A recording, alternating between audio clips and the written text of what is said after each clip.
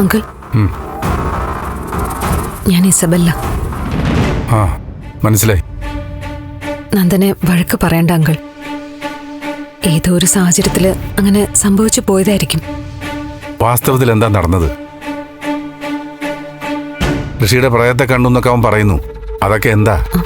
അതൊക്കെ മദ്യപിച്ചപ്പോ ഉണ്ടായി തോന്നല.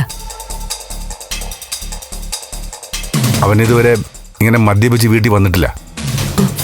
അതെ അങ്കിൾ, ഞാനും അത് തന്നെ ആലോചിച്ചത്. കോളേജ് മുതല് ഞങ്ങൾക്ക് നന്ദനെ നന്നായിട്ട് അറിയാം. ലഹരി തൊട്ടിട്ട് പോലും ഇല്ല.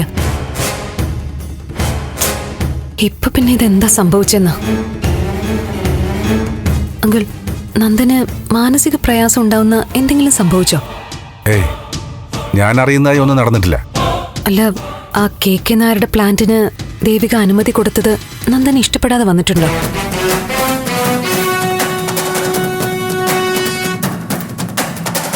അല്ല, അങ്കിളിന്റെ ആദർശങ്ങൾ പിന്തുടരുന്ന ആളാ നന്ദനും. സിദ്ധാർത്ഥൻ ചന്ദ്രോത്ത് എന്ന രാഷ്ട്രീയ നേതാവ് ഞങ്ങളുടെയൊക്കെ റോൾ മോഡലാ. അങ്കിളിനെ പോലുള്ളവരുടെ ആദർശം കൊണ്ടാ ഈ നാട് ഇങ്ങനെ നിലനിൽക്കുന്നത്. അങ്കിൾ MLA ആയിരുന്നപ്പോ ചില ഉറച്ച അഭിപ്രായങ്ങൾ ഉണ്ടായിരുന്നല്ലോ. അപ്പോഴൊക്കെ ഞങ്ങൾ കോളേജിലെ കുട്ടികള് അങ്കിളിന്റെ ഫോട്ടോ പ്രൊഫൈൽ പിക്ചർ ആക്കുമായിരുന്നു. പക്ഷെ ഇപ്പോ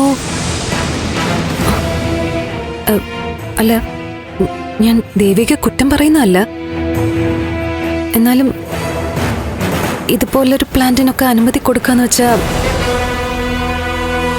അങ്കിളിന്റെ കുടുംബത്തിലെ ഒരാളാ, മരുമകളാ, ഒക്കെ ശരി. പക്ഷെ ഈ പ്ലാന്റിന് പെർമിഷൻ കൊടുക്കാൻ പാടില്ലായിരുന്നു. അല്ല, ഞാൻ അങ്കിളിനെ വിഷമിപ്പിക്കാൻ വേണ്ടി പറഞ്ഞൊന്നുമല്ല.